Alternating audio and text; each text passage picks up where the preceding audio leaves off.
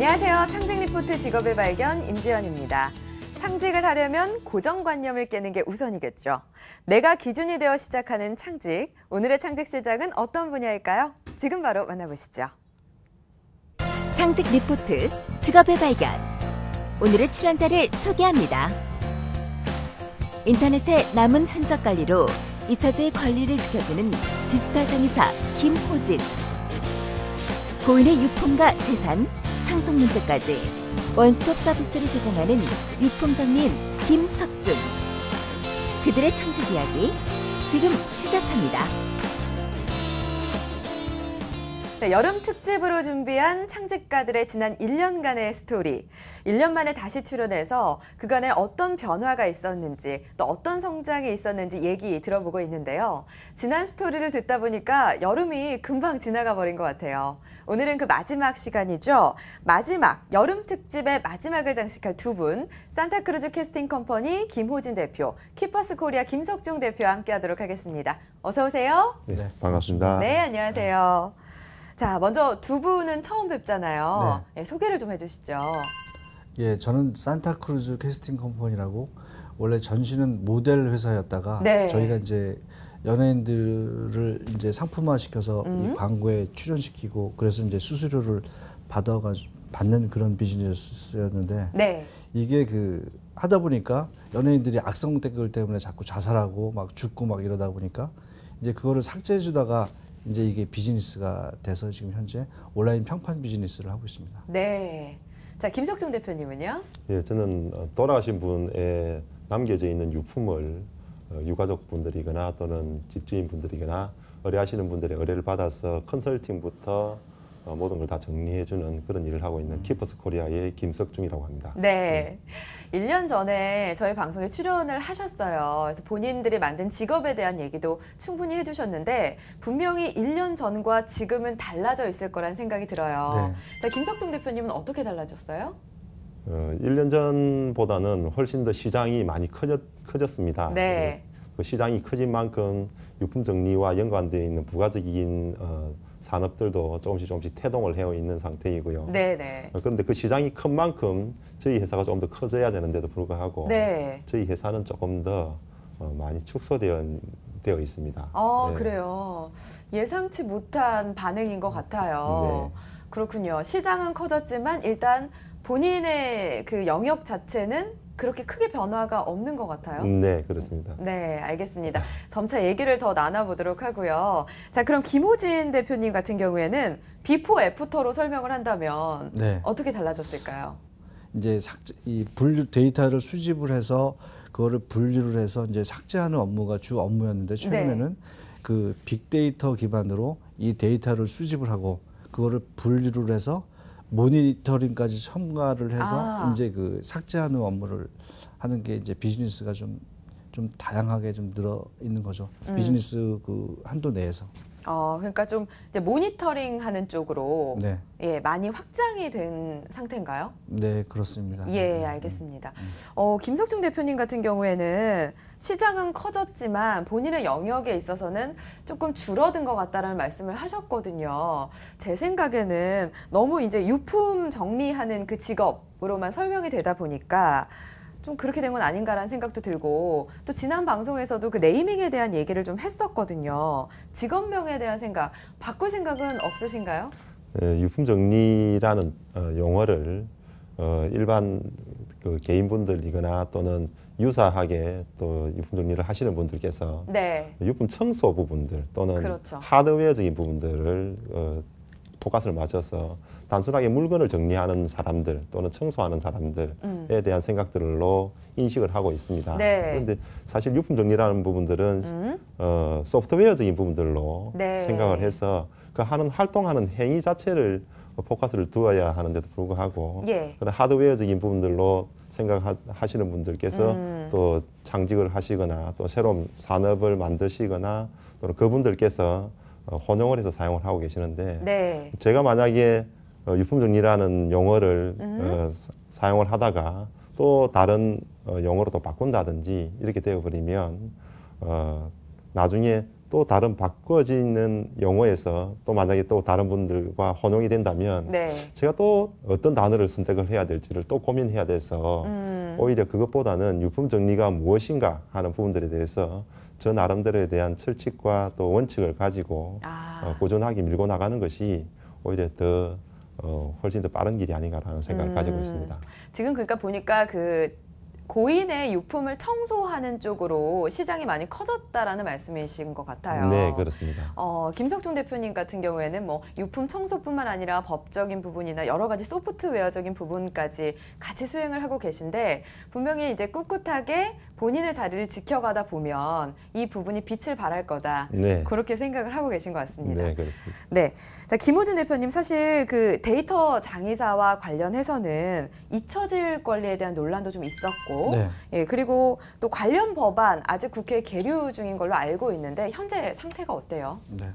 원래 이 잊혀질 권리에 관련된 거는 이 사람의 기본적인 성향을 먼저 분석을 해야 되는 거고 네. 우리가 인류가 이제 태어나면서 이제 과거 20년 전까지만 해도 이제 개인들이라든가 일반인들의 모든 사생활이라든가 여러 가지 시시콜콜한 어떤 이런 것들은 그냥 망각이 되어지고 잊혀지는 게 보통 그렇게 살아왔는데 최근 20년 동안은 모든 기록물들이라든가 개인의 시시콜콜한 여러 가지 대화들이라든가 이런 것들이 그대로 남아 있잖아요. 언제든지 내가 찾고 싶으면은 누구에 대해서 찾고 싶거나 나에 대해서 찾고 싶으면 찾을 수가 있기 때문에 이런 부분에 대해서 불편한 기록들은 삭제가 돼야 된다는 게 저희 회사의 지론이고 저희 생각입니다. 네. 그래서 이 개인 정보, 사생활, 프라이버시 그리고 그런 부분에 대해서 이제 보호받을 권리가 있기 때문에 잊혀질 권리에 대한 법안은 제대로 통과가 돼야 되는 거고 그리고 앞으로도 그게 이 개인이 불편하다 싶으면은 지워져야 된다는 게 당연하다라고 생각을 하고 있습니다. 네, 국회에 지금 계류 중인데 잘 통과가 될 거라고 생각을 하고 계시죠? 저희는 이게 이 사람의 그 성향과 비슷하기 때문에 통과가 안 될 수가 없어요. 네. 그렇게 생각을 하고 있는데 정부라든가 어떤 사회적인 환경은 또 어떻게 결정이 될지는 잘 모르겠죠. 네. 알겠습니다. 요즘 사실 청소년들이 SNS를 굉장히 많이 해요. 아무런 생각 없이 그냥 뭐 공유하기도 하고 댓글을 달기도 하는데 실제로 많이 보셨잖아요. 그렇게 댓글을 달았다가 한 2년 정도 후에는 삭제해달라고 요청을 한다고 하셨잖아요. 아무래도 좀 청소년들에 대한 교육도 필요할 것 같고 실제로 요즘에는 의뢰하는 계층들, 고객들은 어때요? 어떤 계층들이 아직까지 많나요? 청소년들이 가장 많고 그 다음에 기업, 그 다음에 뭐 소상공인들, 그 다음에 연예인 순 이렇게 돼 있습니다. 그러면은 예전만큼 계속해서 청소년의 의뢰는 많아지고 있는데 뭐 교회라든지 기업 쪽에 대한 의뢰가 많아진 거네요. 네네. 예, 그쪽에서는 어떤 의뢰들을 하시나요? 기업은 이제 온라인 평판, 그 자기네 그 회사가 어떻게 이미지가 비춰지고 있느냐, 그리고 SNS에 아니면은 온라인상, 인터넷상에 어떠한 사건이 이슈가 돼서 어떠한 기록물들이 이슈가 돼서 클릭 수가 많아지고 그걸 퍼가는 수가 많아지느냐 이런 거를 체크를 많이 하죠. 그래서 여러 가지 이제 기업의 그 불리한 그런 기록물들은 이제 그 삭제를 요청을 많이 하는 편이고요. 그리고 청소년 같은 경우에는 그 우리나라 악성 댓글의 70%가 다 청소년들이라고 보시면 돼요. 그렇군요. 네. 왜 그럴까요? 청소년들은 성장기잖아요. 네. 이제 부모에게서 사랑을 받다가 이제 뭐 성장을 하면서 이제 생리도 하고 신체적인 발달도 하면서 이제 그 뭔가 이 반항적인 성격들이 막 키워지는 거예요. 그 사춘기라고 하잖아요. 사춘기 때. 반항적인 성격을 그걸 어떠하라도 자기가 표현을 해야 되는데 표현할 길과 방법이 없는 거죠. 그러니까 인터넷에 누구를 막 비방을 하거나 욕을 하거나 이런 걸들 정말 말도 안 되게 누가 그것 때문에 충격을 받고 병원에 갔는데 알고 봤더니 초등학교 6학년짜리 꼬마애가 글을 써놓은 거 가지고 충격을 받아가지고 이제 근데 보통 그렇게 청소년기에 그렇게 악성 댓글을 써놨던 친구들이 이제 그 고등학교 2학년 정도만 되면은 그때서부터는 자기 과거가 부끄러운 거예요. 과거가 부끄러워가지고 자기가 그 당시에 왜 그런 행동을 했는지 모르겠습니다. 정말 쑥스럽고 정말 쥐구멍이라도 들어가고 싶은 심정입니다. 네. 이런 것들을 삭제해 줄 수 있습니까라고 의뢰가 들어와서 그런 것들을 많이 해주고 있죠. 그래요. 네. 청소년 시기에는 이제 잘 모르고 행동을 했는데 그렇게 부끄러워 하잖아요. 네. 이런 걸 보면 청소년을 대상으로 좀 강의를 해야겠다. 네. 그런 생각은 안 드세요? 강의는 뭐 사실 해야 되고 그런 부분에 대해서 제가 전문가니까 뭐 학교를 이제 다니면서 이제 단체로 이제 그런 강의를 좀 해야 되는 게 사실 이 맞는 방법인데 누가 강의하라고 얘기를 하지 않으니까. 실제로 그냥, 그럼 네. 이제 계획을 좀 하고 계신가요? 강의에 대해서? 이 SNS에 대해서 네. 그리고 인터넷에 대해서 청소년들은 이 적응력은 너무나 빨라요. 네. 그 적응하고 활용하고 그렇죠. 그걸 통해서 여러 가지 그 감정들을 해소하고 여러 가지 이 그 희노애락을 거기서 다 해소를 하는 거죠. 네. 그런데 윤리적인 생각이 부족한 거예요.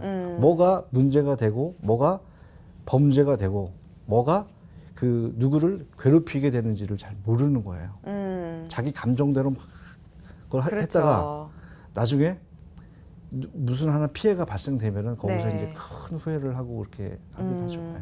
저 스마트폰이 이제 발달하고 가상세계가 생기면서 거기에 대한 책임에 대한 교육이 충분히 이루어지고 있지 않은 것 같아요. 네, 윤리적인 게 전혀 뭐 이루어지지 않고 자기 감정의 80%를 SNS를 통해서 해소를 한다고 보시면 돼요. 네.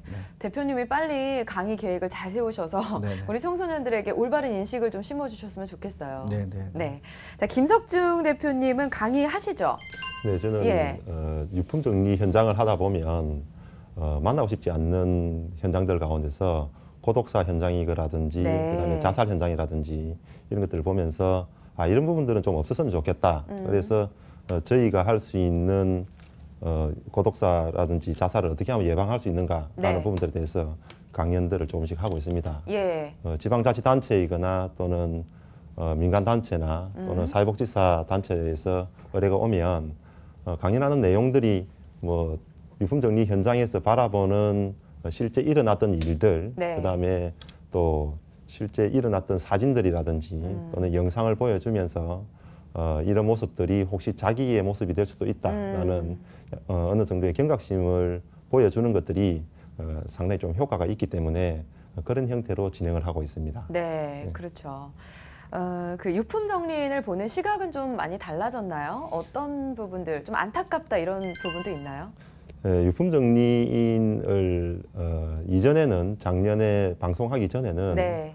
선입견과 편견 때문에 상당히 좀 애로가 많이 있었습니다. 예. 단순하게 유품 정리인을 청소를 하는 사람들이라든지 아니면 고독사 현장이거나 네. 또는 혈흔이 남아 있는 현장들이거나 이런 부분들을 소독하거나 소치하거나 또는 냄새를 제거하는 이런 정도의 일을 하는 사람들로서 치부되어지는 부분들 때문에 네. 그런 부분들을 없애기 위해서 상당히 좀 많이 노력을 하고 힘이 들었었는데 네. 그런 선입견과 편견에 보다도 요사이 있는 유품 정리라는 개념 자체를 혼용해서 사용을 하다 보니까 네. 헌옷을 하시는 분들께서 네. 유품 정리라는 용어를 쓰면서 헌옷을 수거를 해 간다든지 또는 폐기물을 하시는 분들께서 유품 정리를 사용을 하면서 폐기물을 수거해 간다든지 또는 이삿짐을 하다가 이삿짐을 하고 나서 남아 있는 부분들을 유품 정리라고 표현을 한다든지 뭐 중고하시는 분들 뭐 여러 분들께서 유품 정리라는 개념을 사용을 하시면서 네. 용어는 똑같이 쓰고 있는데 실질적으로 하고 있는 업무 자체가 실제 저희들이 하고 있는 유품 정리와 조금 괴리감이 있는 부분들에서 그렇죠. 예. 상당히 좀 안타깝습니다. 예. 용어가 좀 마구잡이로 좀 쓰이고 있는 느낌이에요. 네. 잘 개선이 됐으면 좋겠습니다. 네. 김호준 대표님 같은 경우에는 작년에 세운 계획대로 지금 차분차분하게 성장을 해 나가고 계신 건가요? 그 차분차분 성장을 해 나가는 거는 분명한데 네. 그 속도가 늦고 이 성장의 폭이 낮아요. 아, 네. 이 중간에 그 메르스 때문에 메르스 사태가 네, 있었죠. 그것 때문에 저희는 이제 이 뭐냐면은 저기 먹는 거 그리고 생활하는 게 해결된 다음에 이제 이 돈을 써야 되는 직종이고 그런 비즈니스 그렇죠. 모델인데 네. 이제 사람들이 이제 메르스 사건 때문에 경제적인 상황이 많이 안 좋다 보니까 의뢰를 하고 싶어도 이제 전화만 문의만 오고 의뢰를 못 하는 거예요. 돈 때문에. 그렇죠. 네. 메르스에 좀 영향을 받으셨어요. 그래도 분명하게 계단식 성장을 하고 계신 거잖아요. 네네. 네. 성장은 어떻게? 분명히 하고 있고 직원도 뭐 한 20% 정도가 늘었으니까. 그러면은 그 분야 자체도 굉장히 세분화되지 않았을까라는 생각이 들어요. 분야요. 네. 네.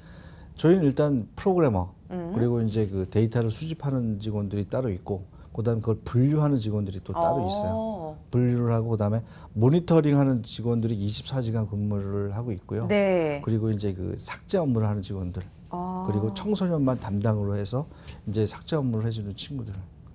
상당히 세분화되어 있네요. 네네. 그러면 직원이 꽤 되겠는데요? 네, 뭐 조금 되는 편입니다. 직원이 1년 전에 비해서 많이 늘어난 거죠? 네, 20% 정도 늘었습니다. 아, 그러면 아무래도 좀 인건비 부담도 좀 되지 않을까 싶은데. 네, 작년 저기 상반기까지만 해도 이 월급을 주려면은 이제 빚을 내서 이제 월급을 주고 이제 월급 때만 되면은 예. 이제 그 굉장히 고통스럽고 막 그렇게 했어요. 막 주변 사람들한테 거짓말하고 돈 빌려야 되니까. 네. 근데 그 작년 상반기 이후에 하반기 들어가면서부터 이제 매출이 늘어나서 지금은 월급 줄 때는 좀 편하게 주는 편이죠. 네. 참 그것만으로도 굉장히 큰 행복입니다. 그럼요. 네. 회사 규모가 커졌고 분명히 성장세에 있는 것 같습니다. 김석준 대표님은 어떤지 궁금해요. 예, 시장 유품 정리에 대한 시장 자체는 아주 작년보다도 많이 커졌습니다. 조금 전에 말씀드렸다시피 뭐 유품 정리에 대한 혼용을 하다 보니까 헌옷을 하시는 분이라든지 네. 또는 뭐 폐기물 하시는 분이라든지 이런 분들께서 뭐 유품 정리라는 용어를 많이 쓰시다 보니까 유품 정리에 대한 인식 자체가 원래 없던 단어가 생겨서 많이 저변 확대는 되어 있는데 네. 그 유품 정리 시장이 저변 확대되면서 새로운 산업이 하나 발달을 했는데 네. 특수 청소 분야가 유품 청소라는 개념으로 해서 뭐 고독사 현장을 청소하거나 또는 혈흔을 제거하거나 네. 또는 뭐 범죄 현장을 청소하거나 또는 뭐 동물의 사체를 처리한다든지 하는 이런 특수 청소 분야가 오히려 시장이 형성이 되었습니다. 그리고 유품 정리라는 부분들이 실제 유품 정리는 유가족들이 해야 될 부분들을 네. 저희들이 대신하는 업무이기 때문에 그렇죠. 유품 정리가 가급적이면 유가족들이 할 수 있도록 도와줄 수 있는 그런 형태로 진행이 되어야 되는데 반해서 네. 유품 정리를 오히려 많이 해야 되겠다는 마음을 가지고 네. 접근하시는 분들이 상당히 좀 많이 나오는 것 같아요. 그래서 전체적인 시장 전체는 커졌지만 저희들 내부적으로는 저희들만의 원칙을 고수하고 또 저희들만의 매뉴얼대로 하기 때문에 상당히 저희들은 조금 더 위축이 됐다고 그렇게 말씀드리고 싶습니다. 보통은 이렇게 특수 청소라는 그런 시장이 생겼고 위협받을 수 있는 상황이기 때문에 적극적으로 대응을 할 거라고 생각을 했는데 참 우직하게 그렇게 밀고 나가는 것 같아요. 그럴 수 있는 배경이 있을까요? 항상 뭐 일을 하다 보면 이 일 자체가 뭐 삶이 돼야 될 것이고 또 일에서 행복을 얻고 일에서 또 보람을 얻고 하는 것으로 자기를 만족시키고 또 일이 일로 인해서 뭐 만나는 사람들과 또 일로 인해서 모든 것들이 자기의 인생을 다 엮어가는 거라고 생각을 합니다. 특히나 유품 정리가 돌아가신 분들의 이후를 보는 부분들이기 때문에 돌아가신 분들의 삶을 제 삶에 투영시켜서 보면서 네. 아, 내가 어떻게 살아야 되겠구나라는 부분들로 많은 생각을 하기 때문에 이 일 자체가 상당히 재미나고 또 이 일을 어떻게 처리해야 되고 또 이 일을 어떻게 발전시켜 나가고 또 그렇게 해서 어떻게 하면 더 많은 사람들한테 행복을 줄 수 있을까라는 부분들을 염두에 두고 한다면은 뭐 그다지 그렇게 뭐 다른 사람들이 어떻게 생각을 하든지 이런 부분은 큰 상관이 없는 것 같습니다. 네.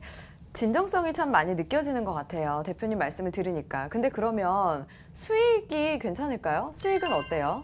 회사 수익은 전년도보다는 많이 줄어들었습니다. 특히 줄어든 이유가 저희들 같은 경우에는 견적을 보는 게 현장을 가야만 견적을 볼 수가 있는데 네. 견적을 보는 것은 무료로 견적을 봐드립니다. 네. 그런데 뭐 어느 날은 강원도에서 견적이 들어왔다가 또 어떤 날은 뭐 목포에서 견적이 들어왔다가 네. 또 어떤 데는 인천에서 견적이 들어왔다가 하다 보니까 견적을 보러 다니는 것들에 대한 비용들은 네. 전혀 뭐 받지를 못하고 있다 그렇죠. 보니까 실제 현장과 연결되는 케이스들은 뭐 약 한 10% 정도밖에 되지 않기 때문에 거기에 대한 로스가 사실은 더 많이 있습니다. 네. 하지만 그런 부분들은 지금 앞으로 시장이 형성되는 과정 속에서 나타나는 일종의 현상이기 때문에 그렇게 그것을 견뎌내고 이겨내야만 앞으로도 올바른 시장이 형성되지 않을까라는 생각들 때문에 우직하게 할 수밖에 없다고 생각합니다.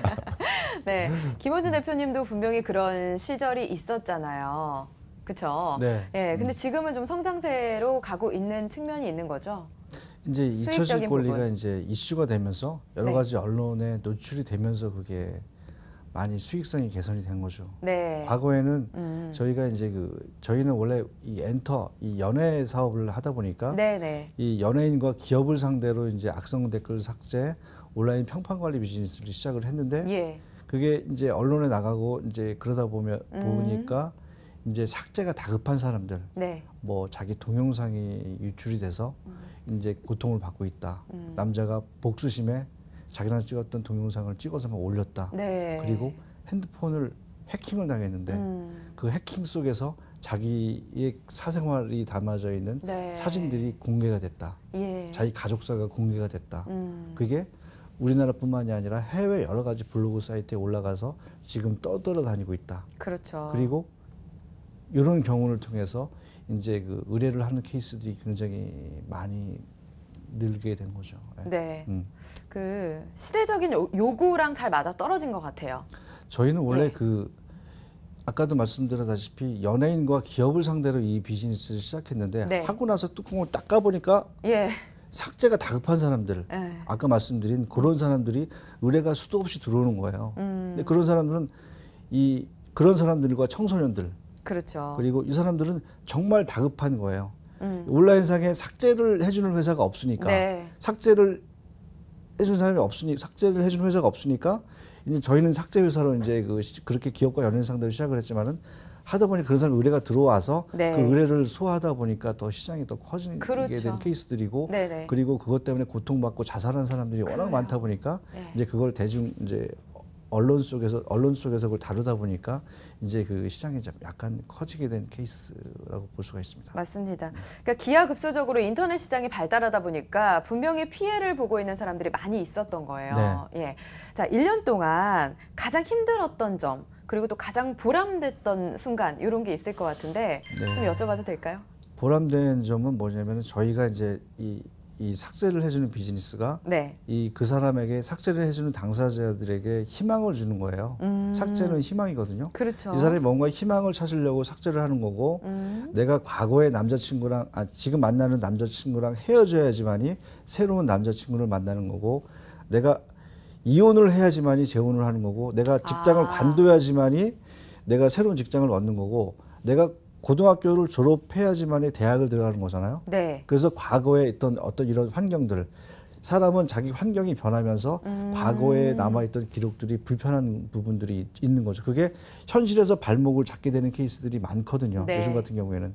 그렇기 때문에 이런 과거의 기록들을 삭제하면서 이 자기 현실에서 이제 미래에 대해서 희망을 찾아서 가는 것이죠. 네. 그럴 때는 정말 보람을 많이 느낄 것 같아요. 예, 근데 그럴 때 저희가 그러면서 삭제를 해주면서 정말 청소년들이라든가 동영상에 유출이 된 사람들은 이 비용도 사실 많이 들어가기도 하지만 네. 청소년 대신 무료에 저희가 이 무료로 청소년을 해주고 여전히 있어요. 무료로 여전히 무료로 해주고 계시군요. 있지만은 네. 이 청소년들의 생명을 살릴 수가 있는 거. 네. 자살의 기로에서 저희한테 삭제해달라고 의뢰가 와요. 그게 이제 저희가 일부러 그걸 무료로 해주려고 그런 게 아니라 네. 그 전화를 받으면은 누구라도 아마 그렇게 해줄 수밖에 없을 거야 아마 상황이. 뭐 청소년들한테 뭐 용돈 5만 원, 3만 원 받는 애들한테 5천 원씩 20년간 할부를 해라라고 할 수도 없잖아요. 네. 그리고 부모한테 알려서 부모를 통해서 돈을 받을 수도 없잖아요. 그렇죠. 이거는 사실 정책적으로 이 정부에서 지원을 받아서 이렇게 하면 좋은데 네. 이 청소년 자금을 도대체 어디다 쓰는지 잘 모르겠어요, 저희는. 네. 그러니까 네. 대표님이 그런 말씀 해주셨어요. 지금 감성 비즈니스를 하고 있는 것 같다. 네. 그런 말씀도 해주셨는데 네, 그런 네. 얘기도 좀 해주세요. 감성 비즈니스요. 예. 네. 저희가 처음에 이 삭제 업무를 하다 보면은 네. 이 누군가는 불만이 있어서 그걸 써놨고 누군가는 이런 불평이 있어서 이런 글들을 써놨고 누군가는 이런 장점도 있지만 이런 단점도 있다라고 해서 자기의 입장, 자기의 감성대로 자기가 느낀 대로 그 글을 써요. 그 저희 쓴 글 중에서 이제 이 프로그램이 빅데이터다 보니까 네. 이 단어 검색어로 이제 비방, 비판, 긍정 이런 데이터가 분류가 돼요. 네. 하지만은 이런 글들에 대해서 삭제를 할 때는 그게 일일이 그 글을 다 읽어보고 나서 그 삭제에 대한 어떤 이 결정이라든가 네. 어떤 판단이라든가 네, 그거에 합당한 말 이런 것들을 구성을 해서 삭제를 해야 되는 거예요. 단순히 이거는 법적으로 문제가 되면 삭제하겠습니다. 그러면 기분 나쁘거든요. 그렇죠, 누가 봐도 기분 그렇죠. 나는 그거에 대해 분명히 피해를 봤는데 하지만은 이 글로서 이제 이 기업은 이 여러 가지 매출이라든가 다른 게 문제가 발생이 되는 거예요. 사람들이 그 글을 많이 봄으로써. 그래서 이런 것들에 대해서 철저하게 분석을 해서 그 글에 맞는 이 데이터를 작성을 해서 이제 삭제 업무를 하기 때문에 이게 하나하나의 감성, 자기 하나의 감성 비즈니스를 해서 이 감성으로 썼기 때문에 감성으로 받아들여서 그걸 삭제를 해야 되는 거예요. 네. 그렇기 때문에 이제 되게 이 고용을 엄청나게 많이 늘릴 수 있는 어떤 그런 비즈니스인 거죠, 이게. 국가적인 차원에서 이걸 봐야 돼요. 일단 지금 현재는 뭐 개인이고 뭐 기업이고 소상공인이고 이럴 수가 있지만은 우리나라를 비방하는 해외 나가 있는 데이터들. 네. 역으로 해외에 있는 나라에 대해서 우리나라에서 비방하는 글들. 이런 걸들을 찾아가지고 뭐 그런 걸들을 수집해서 삭제하고 이런 비즈니스가 사실 국가적인 차원에서 필요한 거고 국가적인 차원에서 그런 비즈니스를 이제 의뢰를 하게 되면은 뭐 국가 이미지도 개선이 되는 거고 그리고 고용도 많이 늘릴 수가 있는 거고 이렇게 일석이조가 되는 거죠. 네. 국가 대 국가로 생각을 하니까 정말 또 그 영역이 무한대로 뻗어 나갈 수 있다라는 생각이 들어요. 그 영역이 뻗어 나갈 수 있는 거는 IT 기반. 세상에 다 1초 안에 모든 게 연결되고 중간에 통역할 수 있고 그 번역도 할 수 있는 그런 시스템이 다 됐기 때문에 그 IT 기반이기 때문에 IT 기반을 바탕으로 이제 이 감성 비즈니스, 이 삭제 비즈니스를 이 분류를 하고 수집을 하고 모니터링을 해서 그런 것들을 삭제하는 비즈니스를 고용을 늘려서 할 수가 있는 거죠. 그렇죠. 네. 두 분이 공통점이 있네요. 어찌 됐던 간에 이제 흔적을 정리하는 그런 일을 하고 계신데 김석중 대표님도 말씀 들으면서 할 얘기가 되게 많았을 것 같아요. 비하인드 스토리 이런 거 좀 들려주세요. 물론 제가 하고 있는 일들에서 뭐 보람도 찾고 또 어려움도 겪고 하는데 그 현장 속에서 가장 안타까운 순간들이 실질적으로 저희들이 해결해 줘야 되는데도 불구하고 해결하지 못하는 경우라든지 또는 무엇인가를 찾아야 되는데도 불구하고 못 찾았을 때에 그때 오는 뭐 회의감이랄까 상실감이라든지 이런 부분들이 상당히 좀 저희 자신들을 아주 힘들게 만듭니다. 뭐 제일 기억에 남는 것 가운데서 60대의 그 장애를 조금 가지신 할머니 한 분이 계셨는데 이분이 50대까지 결혼을 못 하고 계시다가 40대 10살이 작은 40대 노총각하고 결혼을 했습니다. 두 분이서 자식이 없이 10몇 년 동안 이렇게 살았는데 이 40대의 노총각 분이 형님이 계시는데 그 형님의 자녀분인 조카들이 같이 이 사이가 좋게 아주 그 재미나게 단란하게 잘 살다가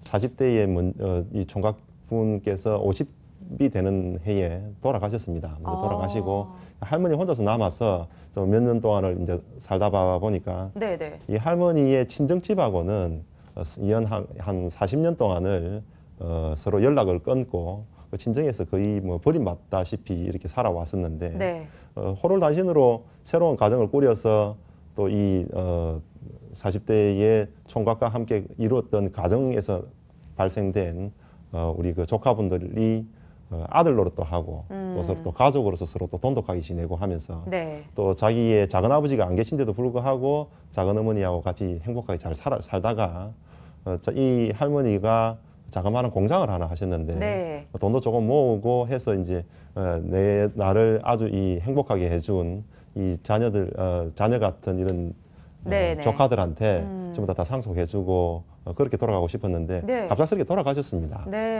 돌아가셔서 법률적으로 이제 진행을 하다 보니까 이 조카분들은 상속 순위에서 다 뭐 아무런 뭐 혜택을 받을 수도 없고 40년 동안 연락을 끊었던 그 친정 식구였던 친정 오빠의 자녀분들이 네. 전부 다 그 상속 권한이 있어서 이분들이 뭐 모든 뭐 예금 통장이며 모든 것들을 전부 다 가져가는 그런 형태가 있어서 당장 그 집을 또 정리를 해야 되고 이 할머니의 유품을 다 정리를 해야 되는데 예. 유품을 정리를 하다 보면 또 비용도 발생을 하고 그렇죠. 또 비용뿐만이 아니고 또 정리해야 될 여러 가지 또 일들이 많이 있습니다. 네. 그래서 그런 부분들에 대해서 할머니 통장이 있어서 할머니 통장 외에 인감 도장을 찾으려고 3일간을 꼼꼼하게 뭐 베갯잎도 떼내고 뭐 이불 포도 뜯어내고 장판 미치며 천장 미며 아무리 그 찾아봐도 결국은 찾을 수가 없었습니다. 예. 그래서 그때의 그 조카분한테 저희가 해줄 수 있는 부분들이 참 찾아서 웃음을 드리고 싶었는데 네네. 그런 부분들을 못하고 돌아왔을 때에 그때 우리 사회에서 법으로서 해결되지 못하는 부분들을 우리가 좀 더 해결해 줬더라면 좋았을 텐데 그게 만약에 또 법으로서라도 좀 뭐 보호받을 수 있는 그런 게 있었어야 되는데 그런 걸 보면서 현실과에 대한 괴리감들 때문에 상당히 좀 안타까움이 있었습니다. 네. 그리고 뭐 보람이라고 한다면은 건건이 현장을 할 때마다 상당한 보람을 많이 느낍니다. 네. 저희들이 해결해주고 돌았을 때 보면 감사하다는 손편지를 주시거나 또는 웃으면서 저희들한테 수고했다고 뭐 자그마한 음료수를 하나 건네주고 하는 부분들 때마다 이 뭐 많은 자부심도 가지고 이 직업에 대한 뭐 많은 제가 살아가는 데 있어서의 원천력이 되는데 네. 이런 현장의 감정을 가지고 집에 돌아와서 고등학교 3학년인 딸아이하고 네. 이런 현장에 대해서 이야기를 떳떳하게 할 수 있다는 게 가장 보람된 일이라고 생각합니다. 지난번에는 말씀 못 한다고 하셨던 것 같은데. 네, 1년 전에는 예. 사실은 딸아이가 고등학생이기 때문에 네. 딸아이가 제 직업이 무엇인지에 대해서 시시하면서 잘 모르게 그렇게 했었는데 지금은 당당하게 딸아이한테 이야기를 할 수 있다는 와. 게 너무나 큰 보람인 것 같습니다. 저도 듣는 데는 너무 좋네요. 네. 그렇군요. 그 유산 때문에 가족끼리 어떤 갈등도 많이 보셨겠지만 또 유품으로 인한 갈등도 좀 보실 것 같아요. 뭐 그런 일들이 있었나요? 네, 유품 가지고 일어날 수 있는 일들이 상당히 많이 있습니다. 네. 특히나 소위 말해서 기여도라고 그럴까요?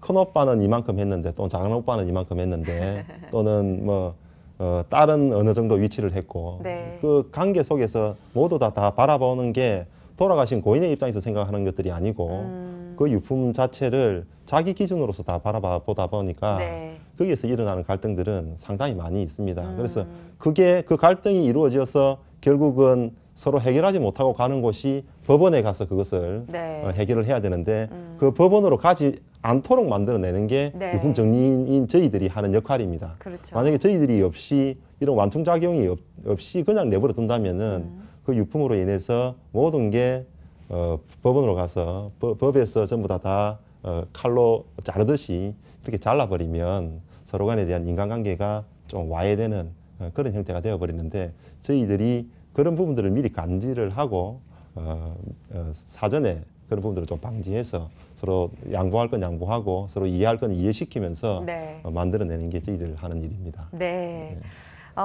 지난 1년 동안 이렇게 좀 보람 있었던 기억도 있고 좀 안타까웠던 기억도 안으면서 이렇게 흘러갔거든요. 자, 그러면 내년 계획도 분명히 있을 것 같은데 내년 계획은 어떻게 세우고 계세요? 저희는 지금 현재 그 시장을 이 개척하는 관계예요. 해외에서도 이런 다양한 사례가 없고 그리고 SNS에 가장 집중하는 나라가 대한민국이고 그 SNS에 자기 감정을 가장 치우치게 사는 사람들이 대한민국 사람들이고 네. 그리고 해외에도 사례가 없고 국내에서는 가장 다양하게 그 여러 가지 수요층이 있고 이제 그렇지만은 이게 어떻게 탁 정해서 갈 것이다라고 이 앞일을 볼 수가 없네요. 네. 큰 일은 볼 수가 있지만 예. 이 미래에 대한 큰 미래에 대한 어떤 수요라든가 어떤 시장 규모는 대략 설정을 할 수가 있고 이제 생각을 할 수가 있지만 이 앞일에 대해서는 잘 몰라요. 예측이 안 그래서 되는 거죠. 예측이 안 돼서 이 매일매일 부딪혀가면서 해결하고 부딪혀가면서 해결하고 나서 네. 이제 그런 데이터는 과거의 데이터가 되니까 이제 그런 걸 통해서 이제 발전해 나가는 게 저희 생각인데 하여튼 뭐 미래는 밝으니까 그렇게 보고 가고 있고요. 지금 현재 제가 요맘때쯤 됐을 때는 직원이 한 200명 돼 있다라고 생각을 했거든요. 네. 사실 이 정도면은 시장 규모라든가 뭐 수요층이라든가 봤을 때 이렇게 될 수 있겠다라고 생각을 했는데 네. 의외로 경기의 여파로 그리고 사회적인 현상의 여파로 인해서 이제 의뢰가 들어왔다가 이제 그냥 뭐 비용 때문에 삭제를 못하고 이제 비용 때문에 그거를 이 의뢰를 못하는 케이스들이 기업도 많고 그리고 그 일반인들도 많은 거예요. 일반인들 같은 경우는 자기가 금전적인 여유만 있으면 그런 걸 충분히 할 수가 있겠지만은 빚을 내서도 그렇게 할 수도 없는 상황이어서 그렇죠. 그런 사람들이 굉장히 많고 사실 근데 네. 이런 데이터들이 예.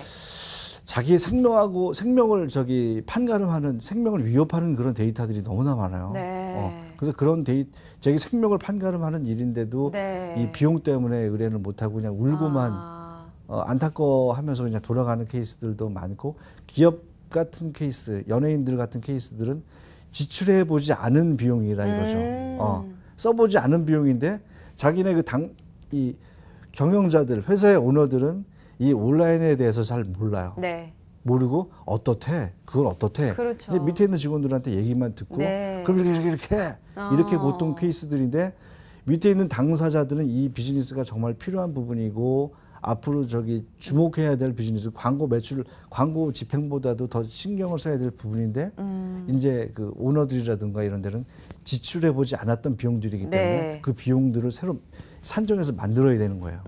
그래서 그런 데서 약간 문제점이 좀 부딪히고 있는 상황입니다. 그렇죠. 현재. 네. 자, 그럼 김석중 대표님 같은 경우에는 내년 계획 어떻게 세우고 계신지 궁금해요. 예, 일단 시장 전체적으로 뭐 시장 자체가 규모가 커졌기 때문에 네. 시장에 대해서 유품 정리가 무엇이다라는 부분들, 교과서적인 부분들을 조금 알려줄 필요가 있다고 생각이 듭니다. 그래서 이전에는 제가 일본에 있는 그 유품 정리는 보았다라는 책을 번역을 해서 출판을 하면서 다 팔리고 나서 제가 한국에서 겪었던 경험들을 덧붙여서 개정판으로 해서 이제 출판을 했었는데 네. 이번에는 내년에 유품 정리가 무엇이고 또 유품 예. 정리가 과연 어떤 일을 하는 것이고 왜 필요한지에 대해서 적어서 출판을 하는 게 내년의 첫 번째의 계획입니다. 네. 예. 출판을 앞두고 계시군요. 네, 네. 자, 그럼 출판을 하다 보면 아무래도 좀 인지도가 네. 확대가 될 거라고 기대를 해보겠습니다. 김호진 대표님은 창직 3년 차죠. 네. 예. 그리고 김석중 대표님은 6년 차. 네. 예. 사실 창직을 하고 이맘때가 되다 보면 여러 가지 유혹이 다가온다고 하더라고요. 본업과는 관계없는 다른 일도 이제 손을 뻗치게 된다 이런 얘기들을 많이 하시던데 이게 실제로 그 자금 때문에라고 하더라고요. 두 분은 그런 경험이 없으신지 궁금하거든요. 김석중 대표님부터. 예. 예, 뭐 저도 많은 어려울 때마다 네. 그런 부분들로 가지고 상당히 많이 고민을 했습니다. 예, 예. 이것을 계속 해 나가다가는 오히려 다른 사람들의 유품을 정리하기 전에 네. 제게 유품이 될 것 같다라는 이런 그런 어려움까지도 생각을 해봐서 네. 조금 더 연관되어 있는 직종이거나 조금 연관 있는 부분들로 좀 더 펼쳐서 나가는 게 좋지 않을까, 또 네. 병행을 하면 좋지 않을까라는 그런 생각까지도 해봤었는데 네네. 저희가 가지고 온 브랜드 자체가 일본에서 제일로 가장 큰 규모를 가지고 있고 일본에서 제일 먼저 만든 교과서적인 그런 유품 정리의 매뉴얼을 가지고 왔고 또 브랜드를 사용하고 있기 때문에 네. 그쪽에 있는 그 대표님과 상당히 많은 그 이야기를 나눴습니다. 네네. 그래서 조금 더 어렵더라도 힘든 부분들을 참아내고 또 올바른 시장이 형성될 수 있도록 된다면은 어느 정도 수준이 되어서 그때 되면은 많은 투자와 그런 부분들을 좀 선결적인 부분들을 약속을 받아 있기 때문에 좀 더 어렵더라도 참고 견디는 중입니다. 네. 6년 동안 참으셨으면 진짜 오래 잘 참으신 거거든요. 7년, 8년, 9년 뭐 잘 성장해 나갈 거라고 믿습니다. 네. 우리 김호진 대표님은 어때요? 여러 가지 유혹 같은 거 없으셨어요? 본업과 관계없는? 본업과 관계없는 유혹은 뭐 딱히 제가 워낙에 심지가 굳은 스타일이어가지고 네. 고집이 센 스타일이어가지고 뭐 그런 게 없는 편입니다. 아, 예. 그러면은 이제 본업과 관계 있는 그래도 조금 유혹이라고 할까? 뭐 그런 네. 건 없을까요? 뭐 우리나라 그 3대 광고 대행사에서 네. 우리 회사랑 인수 합병을 했으면 좋겠다라는 아. 제의가 들어온 케이스들. 뭐, 예, 예. 네. 그런 케이스들은 고민이 됐겠어요. 네, 고민 일단은 기분이 좋죠. 그럼요. 저는 뭐냐면은 이 요즘에 온라인의 광고 시장이 바뀌고 있거든요. 과거에는 이 제품을 만들어서 네. 그 제품을 이제 어떻게 마케팅을 해서 홍보를 할 것이냐라는 거를 그냥 아름아름을 통해서 그런 데이터 그런 기반으로 통해서 제품을 만들고 생산해서 판매를 하는데 마케팅 플랜을 짜고 뭐 이렇게 했었는데 네. 요즘은 다 모든 게 빅데이터 기반이에요. 그렇죠. 빅데이터 기반으로 이제 소비자들의 수요 그리고 소비자들이 어떤 그 바라는 것들 그것도 기업의 어떤 여러 가지 이 빅데이터 기반의 네. 그 문제점 장단점을 찾아와서 이제 거기 이제 빅데이터 기반으로 모든 데이터를 찾아서 이제 소비자들이 원하는 거를 제품을 만들어서 이거를 마케팅도 이제 어떠한 타겟으로 세울 것이냐 그리고 거기서 이제 마케팅 방법이라든가 홍보의 방법들이 차이가 있기 때문에 이제 모든 게 이제 광고 대행사 같은 경우에도 빅데이터 기반으로 바뀌고 있어요. 네. 그 저희가 하는 이 수집, 그다음에 분류, 그다음에 모니터링 여기에 그 광고 대행사의 어떤 이 마케팅 기법의 가장 중요한 요소들이 포함되어 있는 거죠. 아니 그러면 그렇게 큰 회사들이 같이 하자라는 네. 얘기가 왔을 때 네. 꿋꿋이 버티신 이유는 뭐예요? 뭐 이 정확한 협의. 네. 저희가 뭐 아직까지는 뭐 직원도 많고 그러지만은 큰 광고 대행사 매출이 뭐 몇천억대 하는 회사고 저희는 50억도 안 되는 회사인데 그거에 대한 이제 괴리감. 저희는 앞으로 성장성이 있고 이제 미래 지향성이 좋지만은 지금 현재 이 매출로 봤을 때는 초라하거든요. 네. 그 몇천억씩이나 하는 광고 대행사 봤을 때.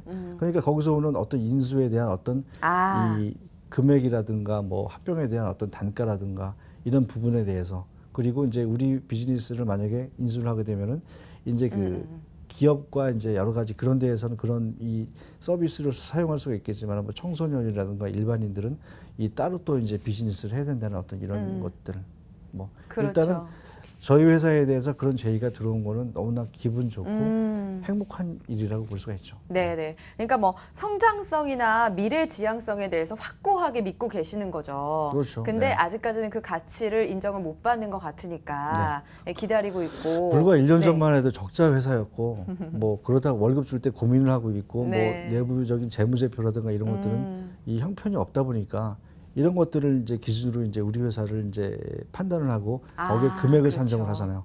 하지만 저희는 미래를 보고 하고 있는데 지금 이 시점과 과거를 통해서 우리 회사를 판단하려고 하는 그런 차이 때문에 쉽게 이게 접근할 수 있는 방법은 아닌 것 같습니다. 네, 알겠습니다. 자, 디지털 장의사 그리고 유품 정리인 직업사전에도 등재된 직업이라고 알고 있습니다. 지원을 좀 받으셨는지 궁금하거든요. 김석진 대표님, 지원 받으셨어요? 지원 받은 건 전혀 없습니다. 없어요? 네. 이 뭐 정부로부터 뭐 지원을 받거나 뭐 지방자치 단체로서 지원 받아서는 될 일도 아니고요. 뭐 지원 뭐 딱히 어떤 뭐 정책 자금이라든지 이런 분들 받아서 하는 것들보다는 네. 저희들 나름대로 어려움을 뚫고 나가서 하나씩 만들어가는 것들도 재밌다고 생각합니다. 김호준 대표님은요? 저희 같은 경우에도 이제 그 정부에서 이 유망 기업으로 이제 통계청에서 발표를 했어요. 네. 올해 블루시노 해가지고 2014년도에 그 과거 지유계적 해가지고 이제 정부에서 발표를 했는데 이제 전망은 정말 좋다고 생각을 하고 이제 미래창조과학부에서도 이제 그거를 이제 선택을 해서 이제 발표를 한 상태고 하지만은 정부에서는 과거에 지원을 해줘봤던 기업들이 아니고 과거에 지원을 해줬던 이런 그런 데이터들이 아니기 때문에 이 지원을 해줄 수 없다라는 입장이고요. 저희는 이 지금 현재 저희 작년 1년에 그 청소년 의뢰가 한 1,500건 정도가 있었는데 그거를 저희가 다 소화해냈으면 청소년들 생명 한 30%를 살릴 수 있을 거라고 생각을 합니다. 그 사람들 그리고 그걸 다 소화를 하면은 그 친구들한테 희망을 주게 되는 케이스들이 되는데 네. 이제 뭐 여러 가지 청소년 육성 프로그램이라든가 청소년 어떤 이 교육 사업 쪽에 어떤 여러 가지 자금들이 굉장히 많이 나가는 걸로 알고 있는데 네. 그중에서 저희는 1년에 한 3억 정도만 줬으면 좋겠어요. 예. 3억 정도면은 직원 10명의 인건비 정도인데 그 정도면 우리나라 청소년들의 의뢰들은 웬만하면 다 받을 수가 있는 네, 상태거든요. 그렇게만 되면은 뭐 큰 돈도 아니고 뭐 얼마를 돈을 지출이 되는지 모르겠지만은 그 정도만 지원받았으면 좋겠는데 지금 현재 저희가 청소년 의뢰가 이 재작년하고 작년에 너무 많이 들어와 가지고 네. 이제 그 보건복지부하고 여성가족부에다가 의뢰를 했어요. 네, 의뢰를 네, 네. 했더니 이런 자금들을 줄 수가 없느냐. 그리고 사랑의 예. 그 사랑의 공동복지기금이라고 해서 이제 그 여기 앵두 예. 열매에 있는 거기에다가 의뢰를 했어요. 네. 우리가 이런 청소년들이 이런 아. 문제가 고통스러워하니까 이런 자금들을 좀 지원해달라고 요청을 했고 세 군데도 요청을 했는데 예. 서로 미루다가 자기네들은 돈 줘본 적이 없다. 보건복지부 가라. 보건복지부에서는 그건 여성가족부에서 해야 할 일일 것 같다.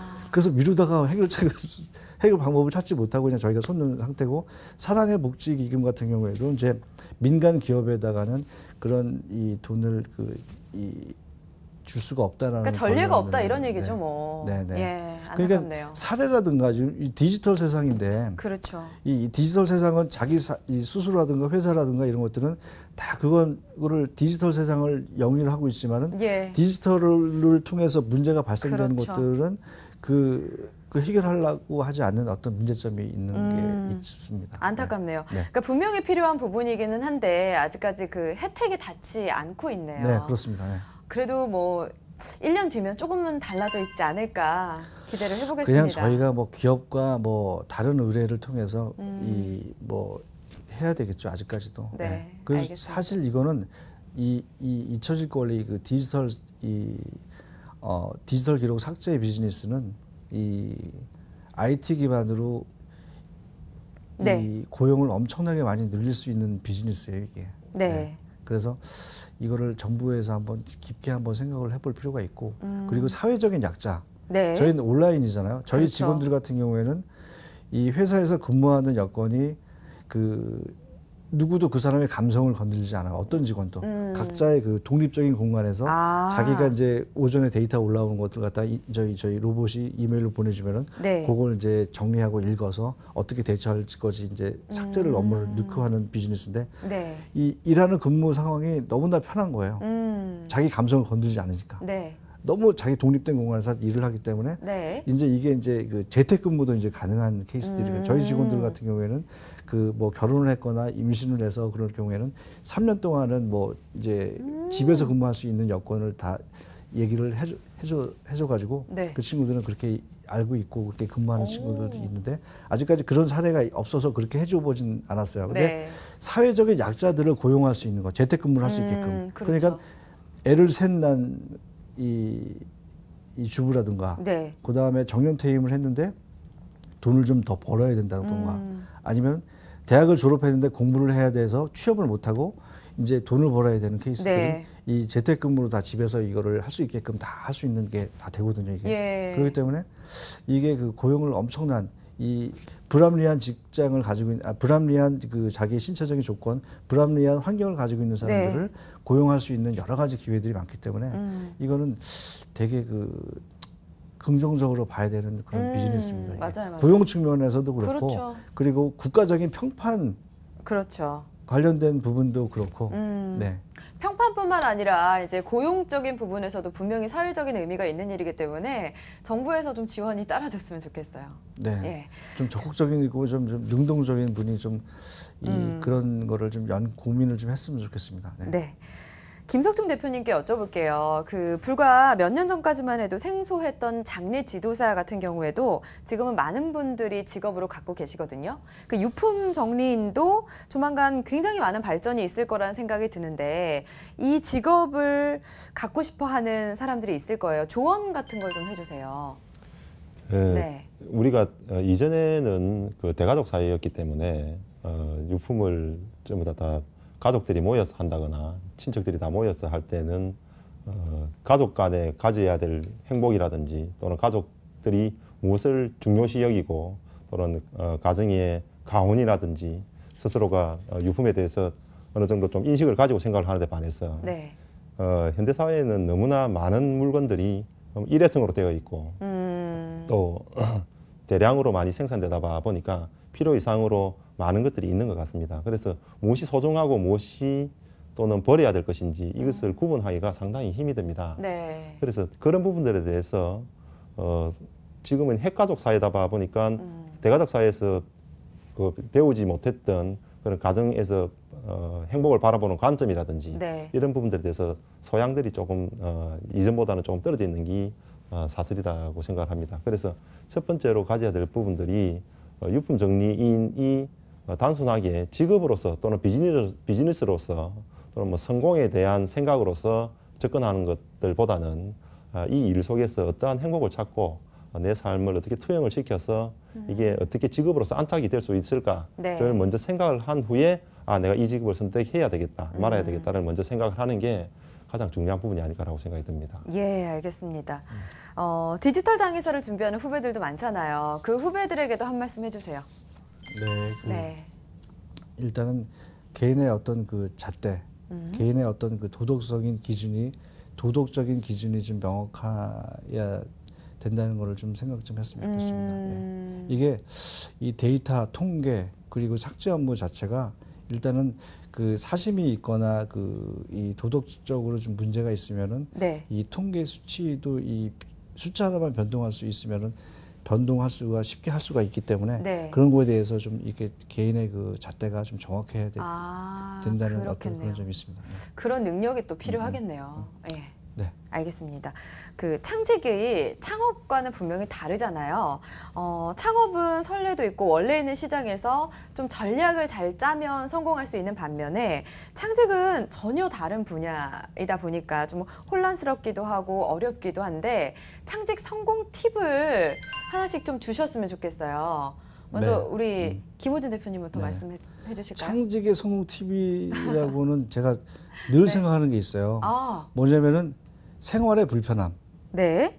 그리고 생각의 불편함, 생활 속에서 오는 불편함을 개선할 수 있는 어떤 여건들, 사회적으로 그거를 개선할 수 있는 환경이 돼 있는 게 없고 개발되어 있는 게 없으면 네. 자기가 그거를 찾아서 한번 만들어 볼 수도 있는 거고, 생각 속에서 어떠한 이런 것들이 어떤 긍정적인 게 있거나 아니면은 이 생각 속에서 어떤 이 자기가 구성하는 게 있으면은 그거를 구체적으로 끄집어내서 그거를 이 인터넷 속에서 그 데이터를 찾아서 그걸 한번 실행을 해보는 게 되게 좋은 상황이고, 그리고 아까 처음에 말씀드렸던 네. 생활 속의 불편함들 속에서 문제점을 찾아서 창직에 이용을 해야 된다는 거예요. 저희 같은 경우에도 원래 저는 이 엔터 사업을 20년 동안 해왔어요.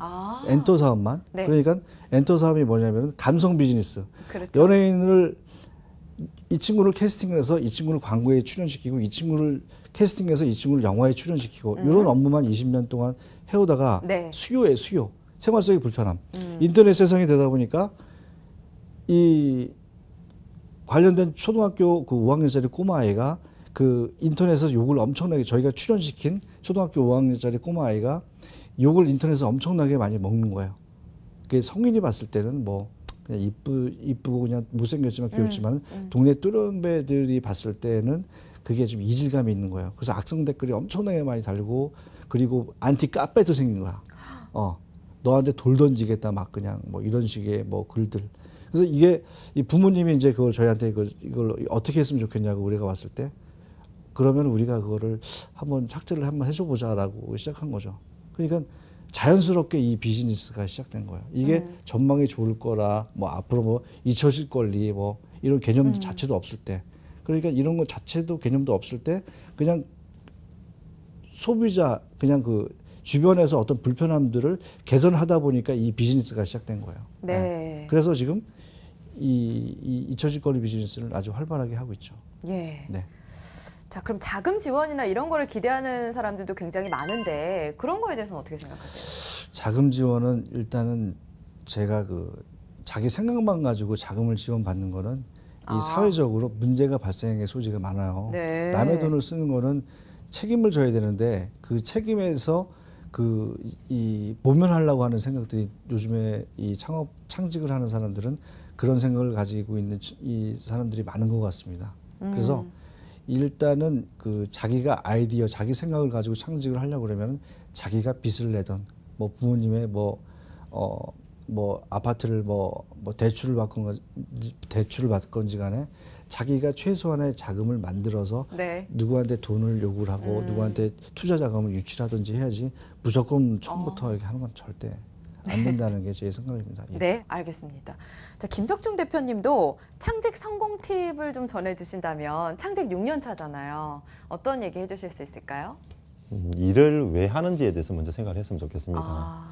일을 하는 이유가 단순하게 돈을 벌겠다라는 목적을 가지고 일을 수단으로 생각을 한다면은 그 돈에 대한 노예밖에 되질 않는데 일 자체가 목적이 되고 일을 하는 것에서 보람을 찾고 자신의 삶을 투영을 해서 그 자체가 생활이 된다고 한다면은 네. 그 일은 곧 나의 행복이 될 것이고 그걸로 부가적으로 다가오는 게 돈이고 뭐 명예이고 부고 이런 것들이지 네. 단순하게 내가 무엇을 하는 데 있어서 부자가 되어야 되겠다라는 생각만 가지고 접근했다가는 오히려 부자가 되기는커녕 그걸로 인해서 자기 스스로를 망치고 좀 더 안 좋은 방향으로 흘러가 버리고 많은 모습들을 제가 유품 정리를 하면서도 상당히 많이 보았습니다. 네. 그래서 일을 하는 목적들을 먼저 생각을 하면서 이 세상에 있는 것을 뭐 또 만들어 나가는 것도 좋지만 네. 이 세상에 없는 것을 만들어가는 재미가 상당히 쏠쏠하게 재미있기 때문에 네. 그 속에서 내가 가지고 있는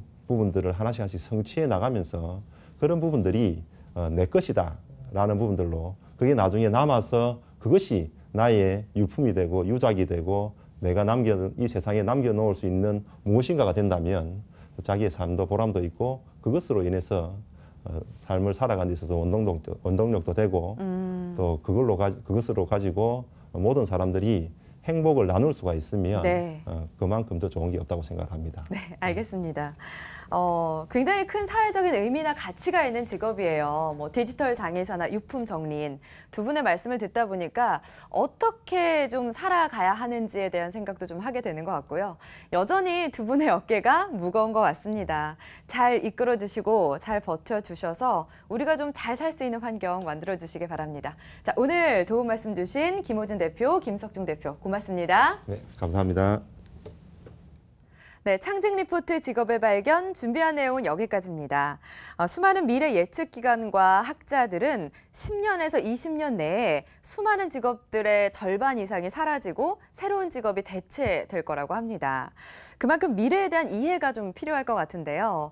현재 유망한 직업이 아니라 미래 직업에 대한 접근에 초점을 맞춰야 되지 않을까요? 바로 창직처럼 말이죠. 저는 여기서 인사드리고 다음 이 시간에 찾아뵙겠습니다. 고맙습니다.